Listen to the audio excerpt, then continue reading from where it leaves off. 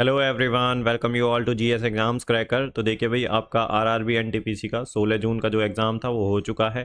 तो इस क्लास में हम जी के जीएस के क्वेश्चंस देख लेंगे और ये सारे क्वेश्चन मोस्ट इम्पोर्टेंट है भाई। ये रिपीट हो रहे हैं काफ़ी ज़्यादा। तो जिन बच्चों का एग्ज़ाम है आने वाली शिफ्टों में या आने वाले दिनों में, उन सब के लिए ये क्लास मोस्ट इम्पोर्टेंट होने वाली है भाई। ठीक है, इस क्लास को बिल्कुल भी मिस ना करें और कंप्लीट देखिए। इसका जो फॉर्मेट रहेगा हिंदी इंग्लिश दोनों में रहेगा, दोनों का मैंने ध्यान रखा है और ये सारे क्वेश्चन रियल और ऑथेंटिक है। मैंने अपनी तरफ से पूरी पॉसिबल कोशिश करी है सही आंसर देने की। ठीक है। और कुछ बच्चों मतलब एक बच्चे का कमेंट आया था कि सर वन लाइनर नहीं आ रहे। अरे भाई, मैंने अपने घर में नहीं बनाए ये क्वेश्चन, जो एग्ज़ाम में आ रहे हैं वही क्वेश्चन है। ठीक है, सारे क्वेश्चन स्टेटमेंट बेस्ड नहीं होते हैं। ये आप समझने की कोशिश करिए, एग्जामिनर का माइंड सेट पकड़िए। एग्जामिनर के पास इतना टाइम नहीं है वो हर क्वेश्चन में स्टेटमेंट बनाएगा भाई। 4 ऑप्शन होते हैं, वन लाइनर ही होते हैं वो। आपको पता चल जाएगा ये सारे क्वेश्चंस जो है एनटीपीसी में पूछे जा रहे हैं और पूछे गए हैं 16 तारीख को। तो मैं तो वो इम्पोर्टेंट क्वेश्चन है, अगर आपको लगता है कि ठीक है भाई कर लेने चाहिए तो आप ज़रूर करिए। अगर आपको लगता है नहीं करने चाहिए तो आप किसी और की जो क्लास है वो देख सकते हैं। तो भाई मैंने तो वो सारे क्वेश्चन लिए हैं जो एग्ज़ाम में पूछे गए हैं और मेरा मेरा मेन मोटो यही है कि जो इंपॉर्टेंट क्वेश्चंस हैं जो बार बार रिपीट हो रहे हैं, इजी क्वेश्चंस हैं, वो हमारे गलत नहीं जाने चाहिए। ये लो हैंगिंग फ्रूट्स होते हैं। थोड़ी सी अगर हमने पढ़ा है और हमें थोड़ा डाउट है ना, तो हमारा क्वेश्चन गलत होने के चांसेस रहते हैं। इसलिए हम इजी क्वेश्चंस पे टारगेट कर रहे हैं। जो क्वेश्चन बार बार पूछे जा रहे हैं वो हमारे एटलीस्ट गलत नहीं होने चाहिए। ठीक है, तो इस चीज़ को हमें ध्यान रखना है। बाकी आप चैनल को सब्सक्राइब कर लें आने वाली क्लासेस के लिए, आने वाले क्वेश्चंस के लिए। और एसएससी के पीवाईक्यू भी मैं करवा रहा हूँ। आप देख लीजिए ना एसएससी में कितनी शिफ्ट होती हैं, कितने स्टेटमेंट बेस्ड पूछे भाई। एक आध क्वेश्चन पूछता है प्री में स्टेटमेंट बेस्ड, बाकी सारे वन लाइनर ही होते हैं ये। ठीक है, ऑप्शंस में। तो एग्जामिनर पीवाईक्यू देखता है, उसके बेस पे ही जो है सेलेक्ट करता है क्वेश्चंस को। पैटर्न वो पीवाईक्यू का जरूर देखता है एक बार, पीवाईक्यू के क्वेश्चंस, क्योंकि उसके पास भाई इतना टाइम नहीं है। वो भाई इतना दिमाग लगाएगा स्टेटमेंट बनाने में, क्योंकि स्टेटमेंट को बनाने में लगता है टाइम। ठीक है, उसके लिए सोचना पड़ता है। तो इतनी शिफ्टों के लिए एग्जामिनर कैसे सोचेगा, आप खुद सोचिए। तो आप इन सब चीज़ों को बहुत ज़्यादा जो आपको लग रहा है कि भाई दूसरे क्या लोग बोल रहे हैं, तो देखिए वो आपकी हेडेक है। बाकी देखिए जो क्वेश्चन आए हैं एग्जाम में मैं वही करा रहा हूँ। ठीक है, उससे बाहर नहीं करा रहा हूँ। मेरी तरफ से एक भी क्वेश्चन नहीं है इसमें, जो एग्जाम में पूछे गए हैं वही क्वेश्चन करेंगे और बार बार रिपीट हो रहे हैं वही क्वेश्चन। ठीक है, और बाकी हम सॉल्यूशन नहीं करेंगे इनका, सॉल्यूशन के लिए नहीं, हम थोड़ा एक्सप्लोर करेंगे कि एग्जामिनर और क्या थोड़ा सा उसमें ऐड ऑन कर सकता है। ठीक है, एग्जामिनर ने और क्या हो सकता है आने वाली शिफ्टों के लिए। तो भाई चलिए देख लेते हैं। बाकी चैनल को सब्सक्राइब कर लीजिए आने वाली क्लासेस के लिए, क्वेश्चंस के लिए और नई अपडेट्स के लिए। बाकी शेयर करें अपने दोस्तों के साथ जो प्रिपरेशन कर रहे हैं। हिंदी इंग्लिश दोनों में रहेगा, दोनों को अच्छे से समझ आएगा। इसके अलावा भाई लाइक करें आप शेयर को, लाइक करें आप चैनल को। अगर आपको क्लास पसंद आ रही है तो अपने रिव्यूज़ कमेंट सेक्शन में ज़रूर दें। ठीक है, जो बच्चे एग्ज़ाम दे के आए हैं उन्हें पता होगा क्वेश्चन आ रहे हैं कि नहीं आ रहे। ठीक है, तो चलिए भाई देख लेते हैं अपना पहला क्वेश्चन क्या है भाई जो पूछा गया है। वट देखिए, इतना सारा मैं आपको एक्सप्लेनेशन दे रहा हूँ ना, ये सिर्फ आपके लिए दे रहा हूँ ताकि अगर एग्ज़ाम में थोड़ा सा एडवांस पूछ ले एग्जामिनर, हालांकि पूछेगा नहीं वो, इन्हीं डायमेंशंस को घुमा फिरा के पूछता है क्वेश्चंस को, बाकी बहुत ज़्यादा आगे तक नहीं जाएगा। तो फिर भी मैं वो कोशिश कर रहा हूँ कि आपको ज़्यादा से ज़्यादा दे सकूँ, आपको ज़्यादा से ज़्यादा बता सकूँ। ठीक है भाई, तो देख लेते हैं what is the dimensional formula of pressure. तो प्रेशर का डायमेंशनल फार्मूला पूछ लिया है, इससे पहले स्पीड का पूछा था। मैंने आपको उस टाइम ही बताया था कि मैंने कहा प्रेशर और फोर्स का आप याद रख लें एक बार। ठीक है, किसी शिफ्ट में पूछा था स्पीड का डायमेंशनल फार्मूला। तो जो प्रेशर का जो डायमेंशनल फार्मूला है हिंदी में लिख रखा है, आप पढ़ सकते हैं हिंदी वाले भी। तो प्रेशर का है M1 L-1 और T-2। तो ये याद रखें, रिपीट हो सकता है ये फार्मूला। प्रेशर का जो फार्मूला आता है फोर्स पर यूनिट एरिया। तो फोर्स का जो होता है M1 L1 T-2 और एरिया का होता है L2। ठीक है, लेंथ इनटू ब्रेथ होती है ना, तो इसको किस में नापते हैं, लेंथ में ही नापते हैं, मेजर करते हैं। तो LL आ जाएगा इसका, L2 इसलिए ही तो आया नीचे एरिया। तो जब इसको देखिए भाई मैं समझाता हूँ आपको, ML-T-2 ये फोर्स का है और एरिया का क्या है L2। जब ये ऊपर जाएगा तो माइनस हो जाएगा ना एक, तो क्या हो जाएगा M1L-1 T-2। तो ये इसका फॉर्मूला प्रेशर का याद रखना है आपको। ठीक है भाई, ये हिंदी में है, आप देख सकते हैं, पढ़ सकते हैं, सारी चीज़ें आपको दे रखी हैं। ठीक है भाई, तो आपको देखिए 2-3 फार्मूले और याद रखने हैं, जैसे फोर्स का हो गया, अब प्रेशर का पूछ लिया, स्पीड का पूछ लिया। स्पीड का पूछ लिया है आपसे, एक्सेलरेशन का याद रखें, ठीक है। सरफेस टेंशन का फॉर्मूला पूछता है, सरफेस टेंशन इसका फॉर्मूला पूछता है, तो ये चीज़ें याद रखने की हैं भाई, ठीक है। नेक्स्ट क्वेश्चन जो पूछा गया है, according to the census 2011, which state has the highest sex ratio of schedule tribes. तो 2011 की जनगणना के अनुसार किस राज्य में अनुसूचित जनजातियों का लिंगानुपात सबसे अधिक है। तो अगर स्टेट पूछा गया है तो गोवा का सबसे अधिक है, ठीक है। Highest sex ratio among schedule tribes 1046 females हैं पर 1000 मेल्स, तो ये सेक्स रेशियो है भाई। और केरला का इतना है, अरुणाचल प्रदेश का ये है, उड़ीसा का ये है और छत्तीसगढ़ का ये है, आप ध्यान रख सकते हैं, ठीक है। तो इतना आपको ध्यान रखना है स्टेट में अगर पूछ ले तो। नेक्स्ट क्वेश्चन देख लेते हैं, वैसे टॉप ही पूछता है। तो नेक्स्ट क्वेश्चन जो आया है, एमएसएमई माइक्रोस।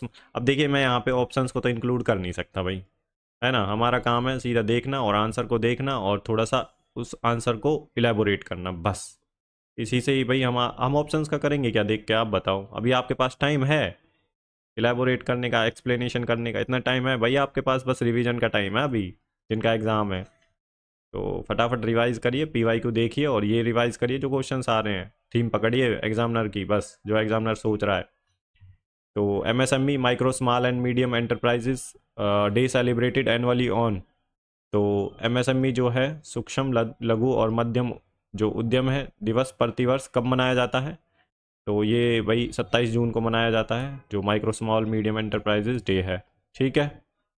और ये जो डे होता है, this day is dedicated to recognizing the significant contribution of MSME to the economic growth and development world wide. तो यह दुनिया भर में आर्थिक विकास और विकास के लिए एमएसएमई के महत्वपूर्ण योगदान को पहचानने के लिए समर्पित है। तो ये इसका काम है भाई एमएसएमई का, ठीक है। नेक्स्ट क्वेश्चन देख लेते हैं जो पूछा गया है भाई। और देखिए यहाँ पे कॉन्टेक्स्ट सेम है, एग्जैक्ट क्वेश्चन नहीं मिलेगा आपको, बट कॉन्टेक्स्ट बिल्कुल एग्जाम जो क्वेश्चन है उसका सेम मिलेगा। तो which among the following personality known as Assam Kesari. तो निम्नलिखित में से किस व्यक्ति को आसाम केसरी के नाम से जाना जाता है। तो आसाम केसरी के नाम से जाना जाता है अंबिका गिरी राय चौधरी। अगर उन्होंने आसाम केसरी पूछा होगा तो यही है इसका आंसर, अंबिका गिरी राय चौधरी। तो इतना आपको ध्यान रखना है भाई, ठीक है। और ये सारी मेहनत भाई आप लोगों के लिए हो रही है, आप इसका फ़ायदा उठा सकते हैं, ये देखिए भाई आपका, ताकि फ़ायदा हो सके, आप अच्छे मार्क्स ला सकें, इसलिए ये सारी मेहनत करी जा रही है आप लोगों के लिए, ठीक है। तो भैया इन एफर्ट्स को आप ध्यान में रखें और इनका फ़ायदा उठाएं। नेक्स्ट क्वेश्चन देख लेते हैं जो पूछा गया है, 101 जो है 101वां जो कॉन्स्टिट्यूशनल अमेंडमेंट है किससे संबंधित है। तो इसमें जीएसटी आया था भाई, गुड्स एंड सर्विस टैक्स आया था इन इंडिया, 2016 का जो ये एक्ट था 101 जो है constitutional amendment act 2016 introduce goods and service tax. तो इतना ध्यान रखना है आपको। और इसी के अंदर बनी थी goods and service tax council जो बनी थी, ठीक है, 289 के अंडर, आर्टिकल 289 के अंडर। नेक्स्ट क्वेश्चन देख लेते हैं क्या है भाई, 86th constitutional amendment act related to. तो 86वां जो संविधान संशोधन अधिनियम है किससे संबंधित है। तो ये संबंधित है भाई fundamentally change the landscape of education in India by making education a fundamental right for children aged 6 to 14. It inserted Article 21A into the Constitution, declaring that the state must provide free and compulsory education to all the children in the age group. It modified Article 45, shifting the focus of early childhood care and education for children under 6. Rights of Children to Free and Compulsory Education Act, commonly known as RTE Act, was enacted in 2009 to operationalize Article 21A. तो ये सारी चीज़ें दे रखी हैं भाई, 2002 में आया था जो 86वां संशोधन है। 6 से 14 साल तक की आयु के बच्चों के लिए शिक्षा को मौलिक अधिकार बनाकर भारत में शिक्षा के परिदृश्य को मौलिक रूप में बदल दिया, ठीक है। तो और इसमें क्या है भाई, इसने संविधान के अनुच्छेद 21A डाला और 21A ऐड किया और यह घोषणा करते हुए कि राज्य को इस आयु वर्ग के सभी बच्चों को मुफ्त और अनिवार्य शिक्षा प्रदान करनी चाहिए। तो ये इसका काम है भाई, इसलिए यह आर्टिकल डाला था। और 86 कॉन्स्टिट्यूशन अमेंडमेंट एक्ट 2002 में हुआ था। ठीक है, राइट टू एजुकेशन को फंडामेंटल राइट बना दिया गया था, तो उसमें डाल दिया गया था 21A में, और 6 से 14 साल तक के बच्चों को फ्री एजुकेशन देगा स्टेट। ठीक है, बाकी 0 से 6 जो साल तक के बच्चे हैं इनके बारे में दे रखा है आर्टिकल 45 में, जो कि डीपीएसपी में है, डीपीएसपी में। ठीक है भाई, नेक्स्ट क्वेश्चन देख लेते हैं क्या पूछा गया है। What shortcut key use to insert hyperlink in MS Excel. तो एमएस एक्सेल में हाइपरलिंक डालने के लिए कौन सी जो है शॉर्टकट कुंजी का उपयोग किया जाता है। तो ये कंप्यूटर का क्वेश्चंस भी ले लिया मैंने, तो Ctrl+K का उपयोग किया जाता है, रिपीट हो सकता है ये क्वेश्चन। ठीक है भाई, नेक्स्ट क्वेश्चन देख लेते हैं क्या है। The keyboard shortcut for contextual menu. तो प्रासंगिक मेन्यू के लिए कुंजी बोर्ड शॉर्टकट। तो in Windows a common keyboard shortcut to access the context menu of an right click menu is Shift+10। तो Shift+10 की 10 से ही जो है कॉन्टेक्स्ट मेन्यू, ठीक है, जो होता है कॉन्टेक्स्ट मेन्यू के लिए वो Shift+10 होता है, कीबोर्ड शॉर्टकट है ये। और इसका काम क्या होता है। This shortcut emulates a right click making it useful for situation where mouse is use is limited और when the user prefer keyboard navigation. जहाँ पे माउस का उपयोग सीमित होता है और जब उपयोगकर्ता कीबोर्ड नेविगेशन पसंद करता है तभी जाके ये यूज़ कर सकता है। तो जो है Shift+F10। नेक्स्ट क्वेश्चन देख लेते हैं क्या पूछा है। Nilgiri hills located in which of the following states. तो नीलगिरी जो पहाड़ियाँ हैं निम्नलिखित में से किस राज्य में स्थित हैं। तो नीलगिरी जो हिल्स हैं primarily located in the states of Tamil Nadu and also extended into the Karnataka, और केरला में भी एक्सटेंड है ये। बाकी प्राइमरली जो लोकेटेड है वो तमिलनाडु में है, कर्नाटक और केरला में भी एक्सटेंडेड फॉर्म है इनकी, एक्सटेंडेड है जो है Nilgiri hills, forming a try junction of these 3 states. तो ट्राई जंक्शन बनाती हैं नीलगिरी हिल्स। और the highest peak in Tamil Nadu, इसकी जो हाईएस्ट पीक है तमिलनाडु में है और वो है डोडा बेटा। पूछा गया है क्वेश्चन है ये कई बार एसएससी में भी और आरआरबी के डिफरेंट एग्जाम्स में। ठीक है, तो हाईएस्ट पीक इसकी है डोडा बेटा। तो ये हिंदी में लिखा हुआ है, आप एक बार पढ़ लें, ठीक है, आपकी सहूलियत के लिए पूछा जा सकता है, एक स्टेप आगे जा सकता है एग्जामिनर नेक्स्ट शिफ्ट में। तो नेक्स्ट जो हमारा क्वेश्चन है, which of the following island not located in Andaman and Nicobar island. तो निम्नलिखित में से कौन सा जो द्वीप है अंडमान और निकोबार द्वीप में समूह में स्थित नहीं है। तो देखिए यहाँ पे जो मैंने जितने भी ग्रुप दे रखे हैं अंडमान उसके अंडमान निकोबार और लक्षद्वीप के, तो इस वाले में जो है लक्षद्वीप के हैं, तो ये सारे लक्षद्वीप के जो आइलैंड ग्रुप्स हैं ये देख लें, और ये अंडमान के हैं। अब इन दोनों में से ये शायद कावारती आया था, तो कावारती अंडमान निकोबार में नहीं है, लक्षद्वीप का है ये। तो ये सारे ध्यान रखें, आने वाले जो शिफ्ट हैं उनमें पूछ सकता है आपसे, एग्जाम्स में पूछ सकता है। ठीक है, तो ये वाले जो अंडमान ग्रुप के हैं और ये जो है लक्षद्वीप के हैं, इतना आपको ध्यान रखना है भाई। ठीक है, और एक चीज़ ये याद रखनी है, जो 10 डिग्री चैनल है वो सेपरेट करता है अंडमान को निकोबार ग्रुप से। तो मैंने यहाँ पे सारी इन्फॉर्मेशन दे रखी है, आप इसे ज़रूर पढ़ के जाएँ। ठीक है, और इसको लिख लें, एग्ज़ाम से पहले एक बार ज़रूर देख लें, पूछा जा सकता है। नेक्स्ट क्वेश्चन जो पूछा गया है भाई लोक अदालत से रिलेटेड था।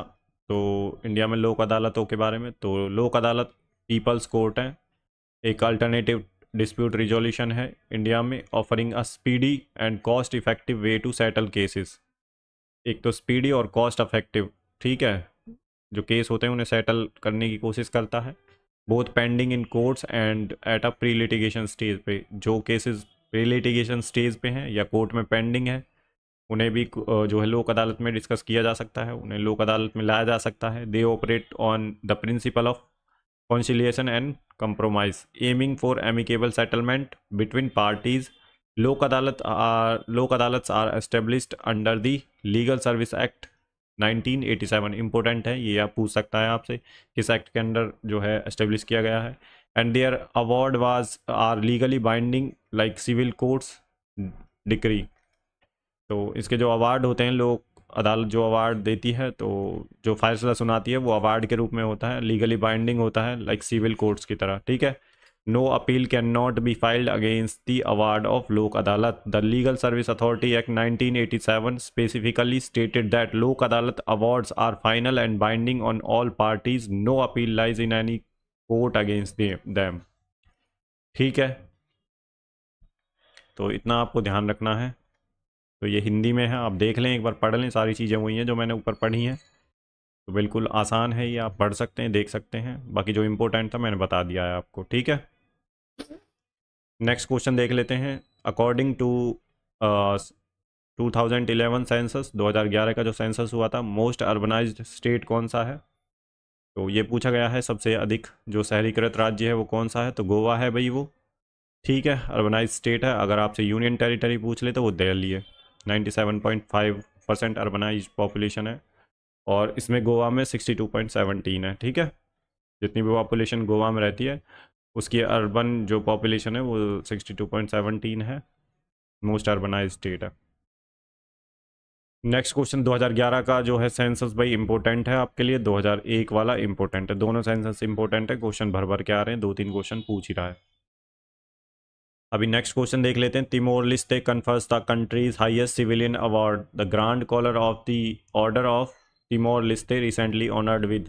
तो तिमोर लिस्टे ने देश के सर्वोच्च नागरिक पुरस्कार grand collar of the order of Timor Leste को हाल ही में सम्मानित किया है। तो किसे सम्मानित किया है इस अवार्ड से? तो प्रेसिडेंट द्रौपदी मुर्मू जी को जो है सम्मानित किया है तिमोर लिस्टे ने इस अवार्ड से, जो इनका हाईएस्ट सिविलियन अवार्ड है। ये याद रखना है। अगर प्रधानमंत्री जी को कोई अवार्ड मिला है रिसेंटली 2024 में और 2025 में, वो याद रखना है किसी देश का जो है हाईएस्ट सिविलियन अवार्ड मिला है। तो नेक्स्ट क्वेश्चन देख लेते हैं, क्या है भाई?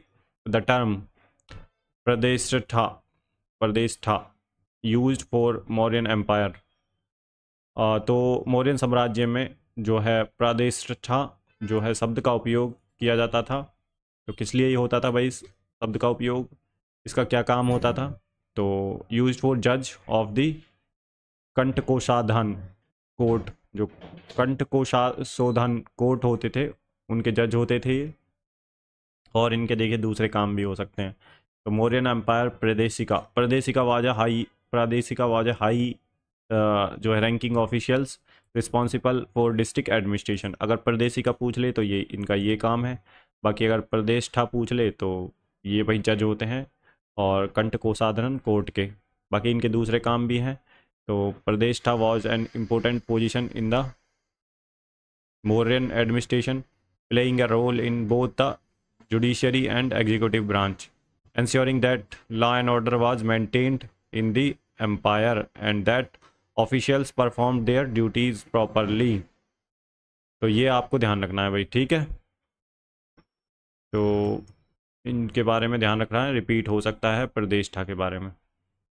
ठीक है डियर लर्नर्स, नेक्स्ट क्वेश्चन देख लेते हैं। The president appoints the governor और lieutenant governor of a state on the advice of. तो राष्ट्रपति किसकी सलाह पर किसी राज्य के राज्यपाल या उपराज्यपाल की नियुक्ति करता है? तो president appoints the governor of और the lieutenant governor of state on the advice of the council of ministers headed by the prime minister. This advice is formally tendered to the president. तो इतना आपको ध्यान रखना है भाई। ठीक है, the governor typically serves for a term of 5 years but can be removed earlier if the president on the advice of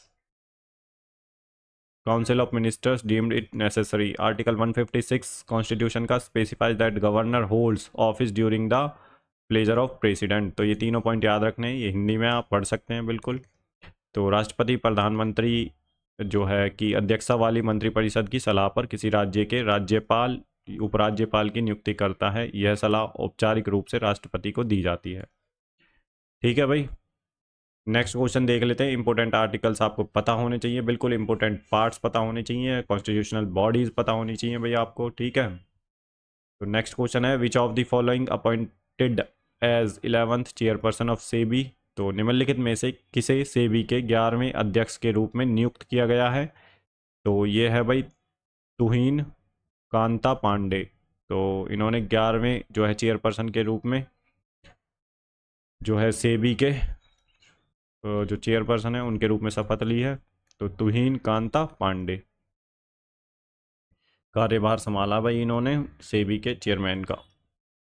next question देख लेते हैं क्या है। तो ग्रेट इंडियन बस्टर्ड के बारे में क्वेश्चन है, found in which national park. हो सकता है क्वेश्चन दूसरा हो, बट हम देख लेंगे ग्रेट इंडियन बस्टर्ड के बारे में क्या है। तो ग्रेट इंडियन बस्टर्ड किस राष्ट्रीय उद्यान में पाया जाता है? तो डिजर्ट नेशनल पार्क में मिलता है, ये जैसलमेर राजस्थान में है। ये पूछा गया क्वेश्चन है कि डिजर्ट नेशनल पार्क कहाँ पे है, ठीक है। Most well known national park for the great Indian bustard, सबसे ज़्यादा यहाँ पे ग्रेट इंडियन बस्टर्ड मिलती हैं। इज़ अ की area for the conservation of this critically endangered species. जो ये ग्रेट इंडियन बस्टर्ड है क्रिटिकली एंडेंजर्ड है, ये आपको ध्यान रखना है, विलुप्त होने की कगार पर है ये, ठीक है। तो इसलिए जो है क्रिटिकली एंडेंजर्ड का स्टेटस दिया है। इनकी जो पॉपुलेशन है वो बहुत कम हो गई है। Other areas where great Indian bustard can be found in. तो कहाँ पे मिलती है दूसरे जो एरियाज़ हैं? Great Indian bustard sanctuary Kutch Gujarat में, ये याद रखनी है आपको। और दूसरा जो है रोलापाडू wild life sanctuary Andhra Pradesh, वहाँ पे भी मिलती हैं जो है ग्रेट इंडियन बस्टर्ड। तो इतना आपको ध्यान रखना है, ये दोनों के बारे में पूछ सकता है, वाइल्ड लाइफ सेंचुरीज़ के बारे में भी पूछ रहा है भाई क्वेश्चन एग्जामिनर, ठीक है। तो ये हिंदी में है, आप पढ़ सकते हैं, सारी चीज़ें आपको यहाँ पे दे रखी हैं, जो मैंने बताया वही है यहाँ पे। आप जो मेरी बातें हैं उन्हें गौर से सुनिए, ध्यान से सुनिए, ठीक है। जो इंपॉर्टेंट पॉइंट है नोट कर सकते हैं अगर आपके एग्जाम में अभी टाइम है तो नेक्स्ट क्वेश्चन है, why food keep in air tight containers. तो खाना एयर टाइट कंटेनर्स में क्यों रखा जाता है? क्यों रखा जाता है भाई? फ्रेशनेस के लिए, प्रिवेंट स्पॉइलेज के लिए, जो स्पॉइलेज होती है उसे ख़राब होने से बचाने के लिए, फ्रेशनेस के लिए। Air tight containers limit the foods exposure to air which can cause oxidation and lead to rancidity as well as prevent moisture from entering which can foster bacterial growth and moulds. तो bacterial growth को रोकता है, ठीक है। अगर बाहर रहेगा तो नमी रहेगी, जिसकी वजह से जो है बैक्टीरियल ग्रोथ होने के चांसेस होते हैं। They also help to maintain the foods original flavour and texture. तो इतना आपको ध्यान रखना है भाई, बाकी हिंदी में दे रखा है। अब इनमें से ही कुछ पूछा गया होगा, आपके ऑप्शंस में होगा। तो हमने सारी चीज़ें देख ली हैं, एक्स्ट्रा अगर कुछ और भी चेंज करेगा आगे एग्जाम्स में तो वो भी देख लेंगे। तो भाई आप खुद भी सोच सकते हैं, इसका एग्जामिनर कॉमन सेंस वाला क्वेश्चन है ये, तो एप्टीट्यूड लगाना है बस। अगर टाइट कंटेनर जो है डिब्बे में रखेंगे फूड को तो क्या होगा? फ्रेशनेस रहेगी उसकी, प्रिवेंट करेगा ख़राब होने से, और बाहर के जो बैक्टीरियाज हैं उनसे बचाव करेगा, यही इसका काम है भाई। नेक्स्ट क्वेश्चन देख लेते हैं। Bholenath Singh associated with which of the following revolt. तो भोलेनाथ सिंह निम्नलिखित में से किस विद्रोह से जुड़े हुए थे? तो ये भाई जो 1857 की क्रांति हुई थी उससे जुड़े हुए थे, ठीक है। जो स्पॉय म्यूटिनी हुई थी, जो है फर्स्ट वॉर ऑफ इंडिपेंडेंस के नाम से भी इसे जानते हैं, ठीक है। जो ये 1857 की क्रांति हुई थी। और he was the freedom fighter who actively participated in the rebellion against the British east India company. तो इतना आपको ध्यान रखना है भाई भोलेनाथ सिंह के बारे में, रिपीट हो सकता है इनके बारे में। नेक्स्ट जो क्वेश्चन पूछा गया है, when was Kalinga war happened. तो कलिंगा युद्ध कब हुआ? 261 बीसी में हुआ था, जब जो है अशोका का राज्याभिषेक हुआ था। तो उसके 8-9 साल बाद ये हुआ था। आई थिंक 269 BCE में इनका जो है राज्याभिषेक हुआ था। तो उसके जस्ट 8-9 साल बाद ही इन जो है कलिंगा वॉर हुआ था, ठीक है। तो जो है कलिंगा में जो है पोर्ट जो था इम्पोर्टेंट लगा था जो है अशोका को मौर्यन एम्पायर में, तो इसलिए इन्होंने कलिंगा वॉर कर दिया था। तो उसके बाद इनका माइंड चेंज हो गया, फिर इन्होंने भाई धम्मा वाली पॉलिसी, बहरी घोष से बहरी घोष से धम्म घोष वाली, ठीक है, धम्म घोष वाली जो है पॉलिसी अपनाई। मिलिट्री एनेक्सेशन बोलते हैं बहरी घोष को, मिलिट्री एनेक्सेशन, धम्म घोष धर्म के आधार पर उन्हें अपने में मिलाना, ठीक है। नेक्स्ट क्वेश्चन जो पूछा गया है, which pass located in tri junction of India China and Myanmar. तो भारत चीन और म्यांमार के ट्राई जंक्शन पर कौन सा दर्रा स्थित है?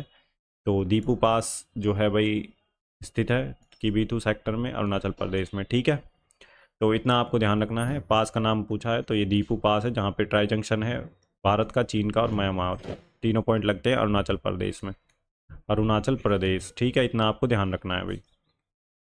नेक्स्ट क्वेश्चन देख लेते हैं क्या पूछा गया है भाई, जो है 1 मिनट रुकिए भाई, पेन ले लेते हैं क्या है। तो which of the following dance depicts the stories of Mahabharat, तो निम्नलिखित में से कौन सा नृत्य महाभारत की कहानियों को दर्शाता है। फोक डांस की बात कर रहा था, ये फोक डांस नहीं है भाई यहाँ पे। तो फोक डांस कौन सा है भाई, तो ये पडवानी है। पडवानी जो कि छत्तीसगढ़ में होता है, ये रिप्रेजेंट करता है महाभारत की स्टोरीज को डांस करते टाइम। ठीक है, बाकी आपके क्लासिकल डांस हैं उन्हें भी ध्यान रखें। क्लासिकल आपके 9 क्लासिकल डांस है। जो 9वां है वो छऊ डांस है, जो कि स्टेटस दिया है कल्चरल मिनिस्ट्री ने। कल्चरल मिनिस्ट्री ने तो उसका स्टेटस दे रखा है क्लासिकल डांस का, बट जो संगीत नाटक अकादमी है उसने अभी तक स्टेटस नहीं दिया है इसको, जो है क्लासिकल डांस का। 8 क्लासिकल डांस हैं जिसका स्टेटस संगीत नाटक अकादमी ने दे रखा है क्लासिकल डांस का। तो अगर आपको पता है 8 के 8 तो कमेंट सेक्शन में ज़रूर लिखिए, नहीं पता तो एक बार गूगल कर सकते हैं या आपके जो आर्ट एंड कल्चर के नोट्स हैं वहाँ पे देख सकते हैं। ये इंपॉर्टेंट है, स्टेट ज़रूर याद रखना है आपको क्लासिकल डांस का। ठीक है, अगर कोई एक्सपोनेंट है किसी क्लासिकल डांस का तो वो भी आपको याद रखना है। नेक्स्ट क्वेश्चन देख लेते हैं, which shortcut key is used in window 11 to open system setting, तो सिस्टम सेटिंग खोलने के लिए विंडोज़ 11 में किस शॉर्टकट कुंजी का उपयोग किया जाता है।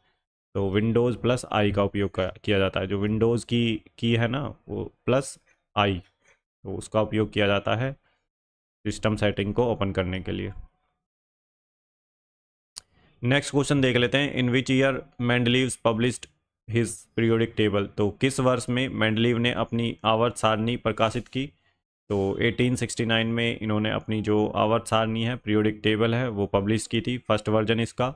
और he arranged the 63 known elements based on their atomic masses and recurring chemical properties, तो इतना आपको ध्यान रखना है भाई। ठीक है, मेंडलीव्स का क्वेश्चन आ रहा है, पिछली शिफ्ट में भी एक आध बार पूछ लिया गया है, तो ये आपको ध्यान रखना है मेंडलीव्स के बारे में। ठीक है, और अगर नहीं पता तो थोड़ा सा गूगल कर लें, आप देखें, और जो चीज़ें एक्स्ट्रा मिली हैं उन्हें कमेंट सेक्शन में ज़रूर लें ताकि और लोगों को भी पता चले भाई। ठीक है, तो which of the following states does not touch is border with any country, तो निम्नलिखित में से कौन सा राज्य किसी भी देश के साथ सीमा को नहीं छूता। तो भारत का कौन से राज्य हैं जो किसी भी देश की सीमा को नहीं छूते हैं। तो लैंडलॉक स्टेट्स के बारे में भी पूछ सकता है ये क्वेश्चन, और ऐसे पूछ लिया इन्होंने, घुमा के पूछ लिया। अच्छा, सीधा पूछ लें कौन से लैंडलॉक स्टेट्स हैं इंडिया में, तो हरियाणा है, मध्य प्रदेश है, छत्तीसगढ़, झारखंड, तेलंगाना। ठीक है, और यूटीज़ की बात करें तो दिल्ली और चंडीगढ़। तो इतना आपको ध्यान रखना है, इनमें से जो भी होगा वही सही होगा आंसर। ठीक है, जो भी आपके ऑप्शंस में दे रखा होगा। ठीक है भाई, अब देखिए जो मैं कह रहा था ना वो यही समझा रहा था कि स्टेटमेंट आपको ऐसे नहीं पूछेगा, वो क्वेश्चन को थोड़ा ट्विस्ट करेगा। क्वेश्चन जो आंसर रहेगा तो वो तो वन लाइनर ही है भाई, इतना लंबा थोड़ी ना बनाएगा, उसके पास टाइम ही नहीं है। तो वो क्वेश्चन में ही थोड़ा सा ट्विस्ट करेगा, घुमाने की कोशिश करेगा। तो नेक्स्ट क्वेश्चन है, what was the theme for national safety day 2025, तो राष्ट्रीय सुरक्षा दिवस 2025 का विषय क्या था। तो ये था भाई safety and well being crucial for विकसित भारत। तो इतना आपको ध्यान रखना है, ये इसका सेफ्टी जो है ये इसका थीम है, थीम याद रखना है, पूछ सकता है। और ये theme, this theme emphasizes the importance of safety and well beings in achieving India's vision of becoming a developed nation by 2047। तो ये जो विषय है, थीम है, 2047 तक विकसित राष्ट्र बनने के भारत के दृष्टिकोण को प्राप्त करने में सुरक्षा और कल्याण के महत्व पर जोर देता है। तो ये क्वेश्चन रिपीट हो सकता है आपका भाई। तो नेक्स्ट क्वेश्चन देख लेते हैं क्या पूछा गया है। 42nd constitution amendment act amendment also known as, जो 42वां संविधान संशोधन है उसे किस नाम से जाना जाता है। तो उसे मिनी कॉन्स्टिट्यूशन के नाम से जाना जाता है भाई। जो 42nd कॉन्स्टिट्यूशन अमेंडमेंट हुआ था 1976 में, और इसमें देखिए प्रियम्बल है ना जो हमारा प्रस्तावना, प्रियम्बल। ठीक है, तो इसमें 3 वर्ड ऐड किए गए थे, जो है आप मुझे बताइए कमेंट सेक्शन में कौन से ऐड किए गए थे अगर आपको पता है तो। सोशलिस्ट, सेक्युलर, और एक और वर्ड था इंटीग्रिटी। तो ये वर्ड, तीनों वर्ड ऐड किए गए थे 42nd कॉन्स्टिट्यूशनल अमेंडमेंट एक्ट में, जो कि हुआ था 1976 को प्रियम्बल में। ठीक है, तो इसमें बहुत सारे चेंज किए गए थे भाई कॉन्स्टिट्यूशन में, और इस जो अमेंडमेंट हुआ था तो इसके बारे में आपको पता होना चाहिए। तो नेक्स्ट क्वेश्चन है, प्रार्थना समाज वॉज फाउंडेड बाय, तो प्रार्थना समाज किसके द्वारा स्थापित की गई थी। तो प्रार्थना समाज जो है एस्टेब्लिश करी थी, फाउंड करी थी, स्थापना करी थी डॉक्टर आत्माराम पांडुरंग ने बॉम्बे में और मुंबई में, अभी जो मुंबई है, और 31 मार्च 1867 को। डेट याद रखनी है और किसने करी थी ये जरूर याद रखना है, ठीक है। ये फिजिशियन है और फिजिशियन थे और रिफॉर्मर थे। प्रार्थना समाज was socio religious reform movement that aimed to create a more just and equitable society by promoting social reforms such as women's education, window remarriage and abolition of caste discrimination. तो ये इसका काम था जो है प्रार्थना समाज का। ये आप देख सकते हैं, पूछ सकता है आपसे कि प्रार्थना समाज का क्या काम था और किसने एस्टेब्लिश करी थी, तो ये और कब एस्टेब्लिश करी थी, 3 चीज़ें आपको ध्यान रखनी है। नेक्स्ट जो क्वेश्चन है वो है what was the objective of home rule जो है मूवमेंट हुआ था, home rule league movement, home rule league आंदोलन का उद्देश्य क्या था। तो इसका जो ऑब्जेक्टिव था वो था भाई, India was to achieve self government और home home rule for India within the British empire. तो भारत में होम रूल आंदोलन का मुख्य उद्देश्य ब्रिटिश साम्राज्य के भीतर भारत के लिए स्वशासन और होम रूल प्राप्त करना था। This movement aimed to gain greater control over India's internal affairs and increase the Indian participation in country's governance। तो इस आंदोलन का उद्देश्य भारत के आंतरिक मामलों पर अधिक नियंत्रण हासिल करना और देश के शासन में भारतीय भागीदारी को बढ़ाना। तो ये इसका काम था भाई। 1916 में जो हुआ था ये जो है होम रूल लीग जो आई थी, ठीक है, बाल गंगाधर तिलक और एनी बेसेंट ने स्टार्ट करी थी ये, ठीक है भाई। इतना आपको ध्यान रखना है। 1916 में। अब आप मुझे बताएंगे सूरत सेशन हुआ था वो कब हुआ था। सूरत सेशन जहाँ पे स्प्लिट हुआ था कांग्रेस में मॉडरेट्स के बीच में और एक्सट्रीमिस्ट्स के बीच में, ठीक है। नरम दल और गरम दल के नेताओं के बीच में आपस में जो है लड़ाई हो गई थी उसमें, ठीक है। तो ये सेपरेशन हुआ था। तो ये सूरत जो सेशन है ये कब हुआ था ये आप मुझे बताएंगे। और ये मिले कब थे आपस में, फिर एक साथ कब आए थे, किस सेशन में आए थे, तो ये भी बताएं आप मुझे। इंपॉर्टेंट क्वेश्चन है, पूछा गया है कई एग्जाम्स में। नेक्स्ट क्वेश्चन देख लेते हैं। Which of the following reasons that are not the part of peninsular India. तो निम्नलिखित में से कौन सा क्षेत्र प्रायद्वीपीय भारत का हिस्सा नहीं है। तो नॉर्दर्न प्लेन्स ही हैं भाई जो पेनिनसुलर इंडिया का पार्ट नहीं है। नर्मदा से नीचे नीचे सारा जो है, नर्मदा जो रिवर है उससे नीचे नीचे जो है साउथ में सारा पेनिनसुलर इंडिया का पार्ट है भाई। बाकी नॉर्दर्न प्लेन्स नहीं है इंडिया का पार्ट। हिमालय भी नहीं है भाई। इंडिया का पार्ट तो है नॉर्दर्न प्लेन्स, लेकिन भाई पेनिनसुलर इंडिया का पार्ट नहीं है, ठीक है। ये नॉर्दर्न प्लेन्स में आता है। ये जो है हिमालयाज भी, ठीक है, पेनिनसुलर इंडिया में नहीं आता। पेनिनसुलर इंडिया में जो नर्मदा है उससे जो साउथ में है वो वाला एरिया आता है, ठीक है भाई। नेक्स्ट क्वेश्चन देख लेते हैं। What was the revenue. अगर आपको लगता है किसी क्वेश्चन में डाउट है तो आप अपना जो है, अगर आपको सही आंसर लगता है दूसरा तो आप कमेंट सेक्शन में ज़रूर बताएं भाई, ठीक है। ऐसा है, ह्यूमन एरर है, हो सकती हैं गलतियां, मेरे से भी हो सकती हैं। तो ऐसा नहीं है कि मैं बिल्कुल गलती नहीं कर सकता, तो ऐसा नहीं है भाई। अगर आपको लगता है कि इसी क्वेश्चन में डाउट है तो उसका आंसर आप ज़रूर दें, कमेंट सेक्शन में ज़रूर लिखें कि सर ये क्वेश्चन, ठीक है, इसका आंसर ये हो सकता है। अपने व्यूज़ और रिव्यूज़ ज़रूर दें कमेंट सेक्शन में भाई, ठीक है। ऐसे ही नॉलेज का एक्सचेंज होना चाहिए ना। तो ऐसा ज़रूरी नहीं है सब कुछ ही भाई मैं बिल्कुल एकदम करेक्ट बोलूँ। ह्यूमन एरर हो सकते हैं भाई, आपसे बोलते टाइम भी कुछ वर्ड्स ऐसे निकल सकते हैं जो गलत हों।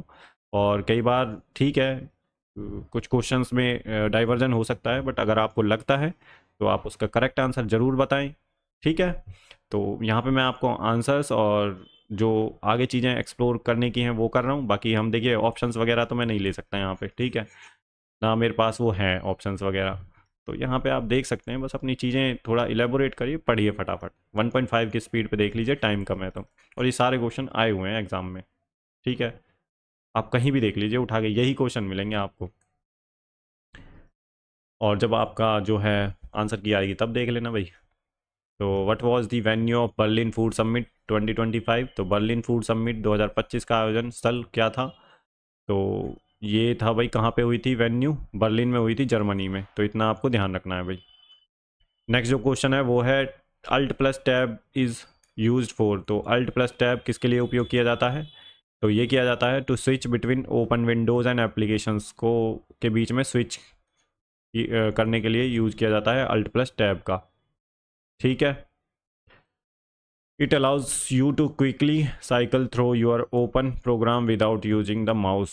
तो ये है भाई आपका tab alt plus tab keyboard shortcut मुख्य रूप से विंडोज़ में खुली खिड़कियों और अनुप्रयोगों के बीच स्विच करने के लिए उपयोग किया जाता है। तो ओपन विंडोज़ जो होती हैं और एप्लीकेशंस होती हैं उनके बीच में स्विच कर सकते हैं अल्ट प्लस टैब को दबाने से। नेक्स्ट क्वेश्चन देख लेते हैं क्या है। विच committee recommended economic reforms in 1991। तो किस समिति ने 1991 में आर्थिक सुधारों की सिफारिश की थी। तो नरसिम्हम कमेटी है जिसने 1991 में जो है रिकमेंडेशन दी थी इकोनॉमिक रिफॉर्म्स के लिए। इंपॉर्टेंट क्वेश्चन है, बहुत ज़्यादा बार पूछा गया है ये क्वेश्चन भाई, ठीक है। नेक्स्ट क्वेश्चन जो आया था डब्ल्यूटीओ के ऊपर था भाई। तो WTO was established in the which year. तो 1 जनवरी 1995 को ये बनी थी। इससे पहले गैट था भाई जो बना था 1948 को, ठीक है। और मराकेश ट्रीटी हुई थी शायद, मराकेश ट्रीटी, मराकेश, बाकी दूसरी ट्रीटी है, ट्रीटी का नाम मेरे को ध्यान नहीं है किसके थ्रू ये बना था। But WTO world trade organisation, Switzerland में इसका हेडक्वार्टर है, स्विट्ज़रलैंड में, ठीक है। नेक्स्ट क्वेश्चन देख लेते हैं। Rohtang pass located in which of the following mountain range. तो रोहतांग दर्रा जो है किस पर्वत श्रृंखला में स्थित है। तो ये भाई पीर पंजाल रेंज में स्थित है, ठीक है, हिमालयाज़ के। और स्टेट कौन सा है, हिमाचल प्रदेश में। तो इतना आपको ध्यान रखना है भाई, ठीक है। नेक्स्ट क्वेश्चन चलते हैं। पासेस के बारे में आप थोड़ा ध्यान रख लें, जो जम्मू कश्मीर में, हिमाचल प्रदेश में, उत्तराखंड में जो पास पड़ते हैं, अरुणाचल प्रदेश में है और इधर वेस्टर्न घाट्स में है 3 पास, वो भी आपको ध्यान रखने, ठीक है भाई। तो नेक्स्ट क्वेश्चन देख लेते हैं। Who is the new deputy governor of RBI. तो आरबीआई के नए डिप्टी गवर्नर कौन है। तो Poonam Gupta takes over as the RBI deputy governor. तो पूनम गुप्ता बनी है आरबीआई की डिप्टी गवर्नर, इतना आपको ध्यान रखना है। न्यू अपॉइंटमेंट इंडिया में कोई भी हुई है, कोई पर्सनालिटी अगर इंटरनेशनल बॉडी में अपॉइंट हुआ है तो वो चीज़ आपको ज़रूर पढ़नी है भाई, ठीक है। करंट अफेयर से रिलेटेड ऐसे क्वेश्चन पूछ रहा है अपॉइंटमेंट से रिलेटेड। बुक्स के ऊपर अभी तक तो ऐसा क्वेश्चन पूछा नहीं है, बट ठीक है पूछ भी सकता है। तो अगर कोई नई बुक्स किसी ने लिखी है फेमस पर्सनालिटी ने, तो उसे कोई अवार्ड वगैरह मिला है तो ज़रूर, बुकर प्राइज़ जैसे पूछा जाता है, बुकर प्राइज़। और आपके ये जो अवार्ड है पद्मा अवार्ड्स, इनसे क्वेश्चन काफ़ी आ रहा है, ठीक है। तो what type of book is Milinda Panho. तो मिलिंद पनो जो बुक है वो किस प्रकार की बुक है। मिलिंद पनो में क्या है भाई, ये एक डायलॉग के फॉर्म में है जो कि नागसेना और जो मनेंदर किंग है उसके बीच के जो डायलॉग हैं उन्हें बुद्धिज़्म के बारे में बता रहे हैं नागसेना। तब जाके जब वो मान गए थे तो उन्होंने बुद्धिज़्म को अपनाया था, जो मनेंदर किंग है, मिलिंद बोलते हैं जिसे, ठीक है। और इनके बीच में, मिलिंद और नागसेना के बीच में कन्वर्सेशन चला था बुद्धिज़्म को लेकर, ठीक है। उन्होंने अपने विचार रखे थे तो इनको पसंद आ गए, फिर इन्होंने जो है बुद्धिज़्म जो धर्म है वो अपना लिया था, ठीक है। The text explore various Buddhist doctrines and philosophical concept through their disclosure. तो इतना आपको ध्यान रखना है, हिंदी में आप पढ़ सकते हैं ये सारी चीज़ें, ये आपके लिए भाई, ठीक है। नेक्स्ट क्वेश्चन देख लेते हैं। तबाकत ए नसीरी रिटन बाय। तो तबाकत ए नसीरी किसके द्वारा लिखित है। तो ये मिन्हास ए सिराज जुजानी जो है, मिन्हास ए सिराज याद रख लें बस, ठीक है। मिन्हास ए सिराजुद्दीन भी बोलते हैं इसको, तो ये याद रख लें। और इन्होंने लिखी थी 1260 में ये, ठीक है। पर्शियन थे ये भाई, पर्शियन में लिखी हुई है ये मिना जो है तबाकत ए नसीरी। और लिखी किसने है, मिनाज ए सिराज और जुजानी, मिनाज ए सिराज जुजानी, इतना ध्यान रखें आप, अलग नहीं है ये, एक ही बंदा है। नेक्स्ट क्वेश्चन है। Who the word cabinet was added to article 352 of the Indian constitution by which amendment. तो कैबिनेट शब्द को भारतीय संविधान के अनुच्छेद 352 में किस संशोधन के द्वारा जोड़ा गया था। तो ये 44th जो अमेंडमेंट हुआ था, कॉन्स्टिट्यूशन अमेंडमेंट एक्ट 1976, उसमें जोड़ा गया था, ठीक है। तो इतना आपको ध्यान रखना है। नेक्स्ट क्वेश्चन देख लेते हैं। The free legal aid in India is a constitutional right primarily enshrined in which article of the Indian constitution. तो जो फ्री लीगल एड का जो प्रोविज़न है वो किस आर्टिकल में दे रखा है भाई। तो वो है आर्टिकल 39A, डीपीएसपी का है ये article 39A DPSP, directive principles of state policy. तो इतना आपको ध्यान रखना है भाई, ठीक है। बाकी यहाँ पे पढ़ सकते हैं, अगर आपको थोड़ा सा एक्स्ट्रा पढ़ना है तो पढ़ भी सकते हैं। नेक्स्ट क्वेश्चन देख लेते हैं क्या है। To open new representation in PowerPoint clicks on. तो to create a new presentation in Microsoft PowerPoint you can either use keyboard shortcut key Ctrl+N दबा सकते हैं, या फिर फाइल, फिर न्यू पे जाके फिर ब्लैंक प्रेजेंटेशन पे कर सकते हैं।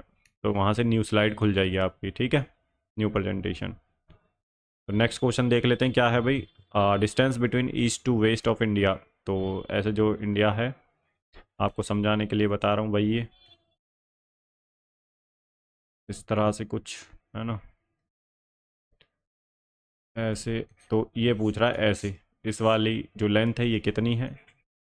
तो ये आपको ध्यान रखना, ये आपको सिर्फ समझाने के लिए है भाई, ये कोई मैप नहीं है ये। तो इसकी जो लेंथ है 2933 किलोमीटर है, ईस्ट टू वेस्ट, गुजरात और अरुणाचल प्रदेश में लग रही है। और अगर नॉर्थ टू साउथ बात करें तो 3214 किलोमीटर है, नॉर्थ टू साउथ। ठीक है भाई, नेक्स्ट क्वेश्चन देख लेते हैं। Keyboard shortcut to save the workbook in Excel. तो कार्य पुस्तिका को एक्सेल में सहेजने के लिए कीबोर्ड शॉर्टकट की क्या है, तो ये है Ctrl+S का यूज़ करते हैं।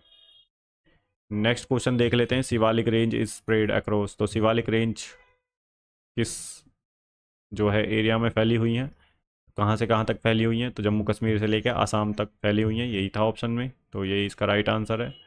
ठीक है, तो शिवालिक रेंज है जो। नेक्स्ट क्वेश्चन है the web summit 2025 will be held in. तो वेब शिखर सम्मेलन 2025 कहाँ आयोजित किया जाएगा, तो ये भाई लिस्बन पुर्तगाल में 2025 का जो वेब समिट है। ठीक है, तो यहाँ पे हमारे तीनों शिफ्ट होके कंप्लीट होते हैं, जितने भी इंपॉर्टेंट क्वेश्चन थे। ठीक है भाई, वो मैंने सारे ले लिए हैं और मेरी पूरी कोशिश रही है आपको ऑथेंटिक आंसर्स देने की, बिल्कुल। फिर भी आपको किसी क्वेश्चन में डाउट लगता है तो अपने जो आंसर हैं वो कमेंट सेक्शन में ज़रूर दें। क्लास कैसी लगी वो ज़रूर बताएं। बाकी देखिए भाई, चैनल को सब्सक्राइब कर लें, आने वाले जो क्वेश्चंस हैं और PYQs के लिए PYQ मैंने सारे करा रखे हैं SSC के। अभी CGL का एग्ज़ाम होने वाला है आपका, तो वो सारे PYQs करा रखे हैं। ये सारी मेहनत आपके लिए हो रही है, आप इस चीज़ का फ़ायदा उठाएं भाई। ठीक है, और मैंने ईयर वाइज भी PYQ करा रखे हैं CGL के। बाकी आप शेयर करें अपने दोस्तों को, अगर कोई प्रिपरेशन कर रहा है जिनका एग्ज़ाम है तो उनके लिए शेयर करें। बाकी आप लाइक करें अगर हमारे एफर्ट आपको पसंद आ रहे हैं, अगर हम सही काम कर रहे हैं तो आप ज़रूर से, ठीक है, लाइक करें, शेयर करें और सब्सक्राइब करना बिल्कुल ना भूलें। आने वाली क्लासेस के लिए बेल आइकन होगा, उसे भी दबा लें। टेलीग्राम चैनल को ज्वाइन कर सकते हैं आप, ये इसी नाम से टेलीग्राम चैनल है, GS एग्जाम्स क्रैकर के नाम से। लिंक डिस्क्रिप्शन में दे दूंगा, बाकी और क्लासेस का लिंक भी मैं डिस्क्रिप्शन में दे दूंगा। ठीक है भाई, तो चलिए भाई, मिलते हैं नेक्स्ट क्लास में नई एनर्जी के साथ। तब तक अपना ध्यान रखिए, गुड बाय, जय हिंद। और पॉजिटिव रहिए, नेगेटिव लोगों से दूर रहिए, तो अपना ऑरा रहेगा जो आपका वो पॉजिटिव रहेगा। ठीक है, तो चलिए भाई, धन्यवाद, गुड बाय, जय हिंद।